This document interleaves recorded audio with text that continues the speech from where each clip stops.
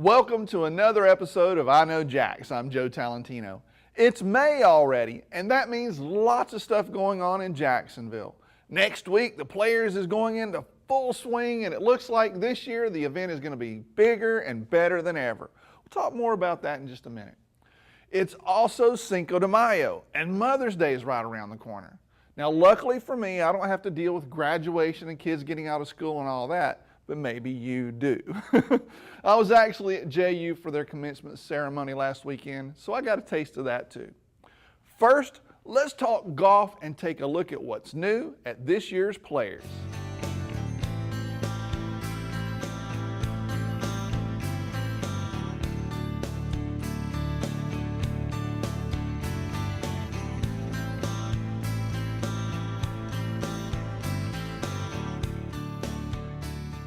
I think it's safe to say that in the month of May, the whole country gets golf fever. And for us here on the First Coast, the Players, May 5th through 10th, is a really big deal. Many of my friends look forward to the event all year and even take time off from work to be able to come out and soak in the atmosphere. There are a lot of events happening every day, and this year, there's a big change. Military Appreciation Day has now moved to Tuesday. It's a practice round day and parking is free. Again this year, the Players provides all career military with complimentary admission to the tournament all week, and veterans get a discount. You'll find all the details on the website at pgatour.com. The featured charity of the day is Canine for Warriors. Country stars Big and Rich will cap off the Military Appreciation Day program on Tuesday at the clubhouse lawn at 6 p.m. Now on Wednesday, May 6th, it's Community Day. It's another practice round day and another free parking day. Wednesday is also the first lot party day. It's live at the lot, benefiting Corporate America Supports You. Country stars Driving and Crying are performing. Doors open at 5:30 p.m. for Live at the Lot taking place on Wednesday, May 6th. On Thursday, May 7th, it's the day for the After Party, which is a benefit for YMCA of Florida's First Coast. Proceeds from the event will enable the YMCA to send children from underserved communities to summer camps across the First Coast to help prevent summer learning loss. That's the After Party on Thursday, May 7th, starting at 5:30 p.m. On Friday, May 8th, it's time for The Cut. This lot party is benefiting the Baselli Foundation, and the band Be Easy is performing. Founded by former All-Pro Jaguars player Tony Baselli, the Baselli Foundation provides educational and character development programs to at-risk children in Jacksonville. The Cut lot party starts at 6 p.m. on Friday, May 8th. Then on Saturday, it's time for my favorite party. It's Fancy Pants Saturday all day. And in the evening, everyone gathers at the Fancy Pants Lot Party. This party benefits First Coast Blessings in a Backpack. Funds raised from the Fancy Pants Party will go directly to the Duval County chapter of Blessings in a Backpack, which provides children on the federal free and reduced lunch program a backpack full of food each weekend during the school year, so they are assured nourishment when they're not in class. That's the Fancy Pants Lot Party on Saturday, May 9th, starting at 6 p.m. Sunday is Mother's Day, and that's when the Players is going pink in support of 26.2 with Donna. For every fan attending on Championship Sunday, the Players will make a donation to 26.2 with Donna. Everyone wears pink, from players to caddies, sponsored and volunteers. Even the signature drink, the Sawgrass Splash, turns pink on Sunday. At about 7 p.m., it's time for the closing ceremony at the clubhouse lawn. Okay, so the biggest question I get every year is about parking, so here's the scoop. On-site parking in the general lot is free for everyone Tuesday, May 5th and on Wednesday, May 6th. But parking passes must be purchased in advance for Thursday through Sunday. Those who carpool with 4 or more can park for free with the 4 for free policy, but you have to get the voucher before you arrive or they will send you back around to get one, so don't do that. Just take care of all that before you leave home. You can get the carpool voucher or parking tickets on the website, theplayersparking.clickandpark.com. Whew! That's it. If you see me at the Players, please come up and say hello. I'd love to talk to you. I'm going to be out at the Players pretty much all week. How about you? This week, we're also working on putting the final touches on our app, so I'm hoping to be able to show it to you in just a few weeks. It's going to be super cool. I can tell you at least that much. Now, since Cinco de Mayo is coming up, I thought it would be a great time to visit one of the places in Jax Beach that serves up great Mexican-inspired food, Campeche Bay. Hey, what's up, everyone? I'm Christina. And I'm Andrea from Lacuna Coil. And you're watching iknowjax.com.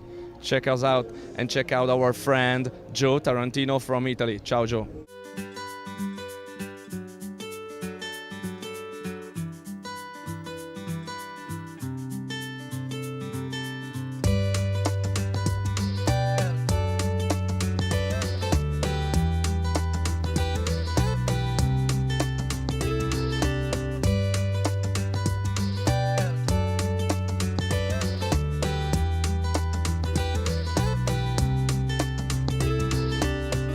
I'm with Dave Bouye, one of the owners, and we're going to do ceviche, right? Yes, we're making homemade ceviche today. We're using Mayport shrimp, mahi-mahi, and bay scallops that we marinate in a light marinade with lime juice. We're going to add diced jalapenos, cilantro, garlic, green pepper, red pepper flakes, salt, celery, and tomatoes. Okay, and for people who don't know what ceviche is, can you explain what it is? Well, it's fish cooked different. It's cooked by the acid in the lime juice instead of by heat. Gotcha. So that's why we had it in there overnight. It takes quite a few hours, say 12 hours, for it to marinate and quote cook. Gotcha. Okay. Let's get to it. This is a pound of seafood. It's been cut into bite-sized pieces. Okay. Marinated in lime juice. I add the jalapeno, a cup of cilantro, Right. tablespoon of garlic, Gotcha. the green pepper, a cup, teaspoon of salt and a teaspoon of red pepper, cup of diced celery, cup of diced tomatoes, the wine. Secret ingredient. Oh, wine. I make sure that's good. Yep, little, oh, nice. Little, Yeah. Yep, that'll do. Yeah, you've got it. I always taste that wine. Make sure that wine's good. Half a cup of wine. Stir it up. All you got to do is stir it up a little bit. It'd probably be best to let it sit for another half hour or hour before you served it. Ceviche a la Campeche Bay. Yeah, it's really great. That's a tasty dish. Come to Putt and Crawl in Jax Beach on June 6th. Putt and Crawl has 19 participating bars and restaurants with great drink specials and awesome prizes. Get 2 early bird tickets for only $30. Hurry, this price won't last long. Visit puttandcrawl.com for all the details.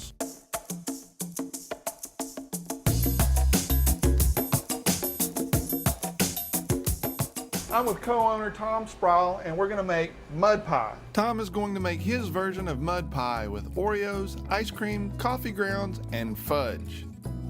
Tom started by putting the Oreos in the food processor. More crank.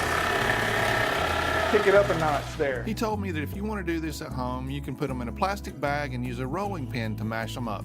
Then we put the crumbs in a spring form and start building our pie shell. Build the walls up first. Okay. And then the rest will fall on down to the side. This is definitely my daughter's favorite. The shell is put in the freezer for a couple of hours, and then it's time for adding the ice cream coffee mix. And then you take that and you put it in the freezer, right? I'm gonna freeze this, and you wanna do it for at least 4 hours. Okay. So it's been in the freezer now for 4 hours, and we're gonna top it off with the fudge. And the delicious mud pie is finished. That's it. Once you have the topping freeze a little, through a little more whipped cream and a little chocolate A little on drizzle there. of chocolate on there. Because I know you had a long day, Joe. I know, and, I need it. And this pie is ready for you right there. And I'm ready for it. All right.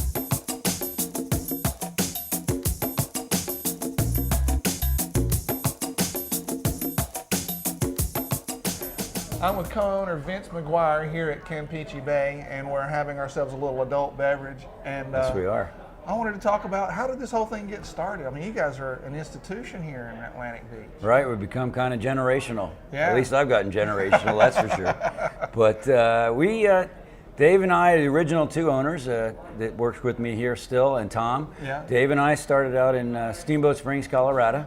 Right. We were, they call them ski bums, but we were working pretty hard. We ran a place called Dos Amigos there. Dos Amigos. Dos Amigos, two friends right at the base of the ski area there, and did come here, and we started out on Atlantic Boulevard originally for about 21 years. Right. And then we've had this one down here. We opened that in 1986, and then we've opened this in 98. Okay. And we don't have that one no longer, but we do have this, and this is doing fine. We're half a block from the ocean. And Right. Is it a little I'd bit like to above? say it's more New Mexican, but I don't like to use that connotation because Right. I think it adds $1 onto it to somebody's mind. So, and it's really, it's all, value price there. That's Right. why we can you can see by the business. When Yeah. people are, it's all fresh, and we And still. families is a good family Right, place to good come. family place. So what's your signature dish? What's the thing that everybody says I've got to come here for? It's our fajitas, Okay. for sure. Yeah. We have shrimp, scallop, chicken, and Nice. steak, and they're excellent. They really are. They're tried and true. So I'm going to try out some of these fajitas, I think, and of course have a little adult beverage. I think it might be a beverage break. What do you say? I think so. I think so.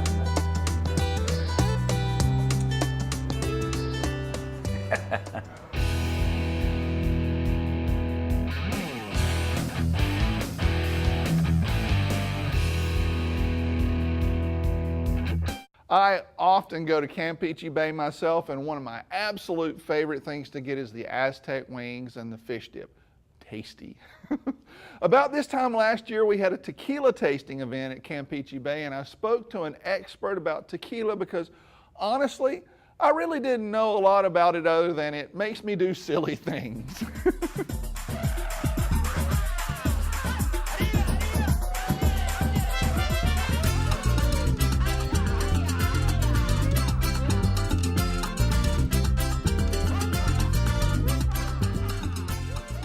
So tell me what the differences are between the different types of tequilas.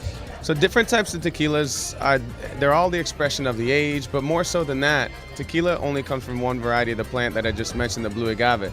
There's over 120 different varietals of the plant, all used to make different spirits of agave. Okay. So before they were known as tequila, they were called mezcal. And even before mezcal was invented, everybody was drinking 8,000 years ago what was called pulque. It was this fermented agave sap, which we call agua de miel. Okay. So from there, when we learned how to distill the pulque, the fermented beverage, when we distill it, everything was known as mezcal. And Tequila, the town, wanted to differentiate themselves from the other mezcals around. Gotcha. So the town of Tequila named their mezcal tequila. So what's the best way to drink tequila? Tequila, in my opinion, so you can actually savor what has taken 8 to 12 years to consume. I would venture to say that China is the best. Straight up, just the way it Straight was up. made, right? Exactly. And with the Blanco tequila, when you want to know which flavors are truly what makes up that brand, try a silver tequila and it'll kind of show you the rest of the world. My name's Dave Brenner. I play guitar for Theory of a Dead Man, and I know Jax. Do you know Jax? Tree Hill Nature Center is a 50-acre nature preserve about 5 minutes away from downtown. They do educational programs for the public and the school system. The Butterfly Festival is the big fundraiser for the Nature Center. There's a lot to see, from environmentally friendly and eco-friendly vendors to animals of all kinds. Just look at this guy.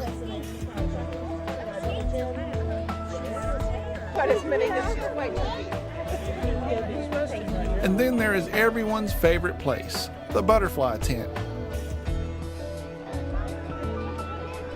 But the highlight of the day is the butterfly release, when Mark releases hundreds of native butterflies back into the wild. Are we ready to do this? All right. I'm going to start the countdown from 10, 9, 8, 7, 6, 5, 4, 3, 2, 1.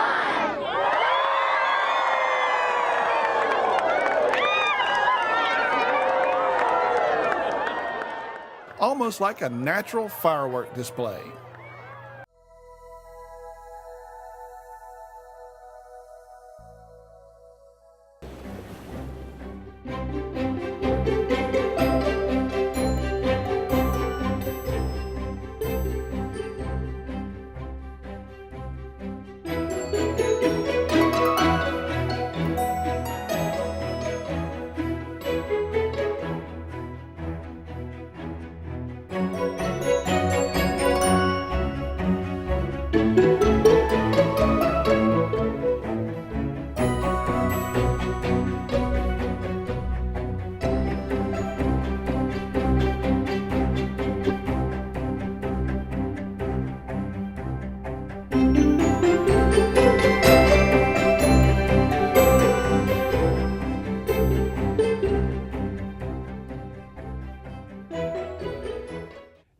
weekday, I make a short daily I Know Jax video. I love making these little videos. It's a lot of fun, and I'm getting a lot of comments and feedback online, which is awesome.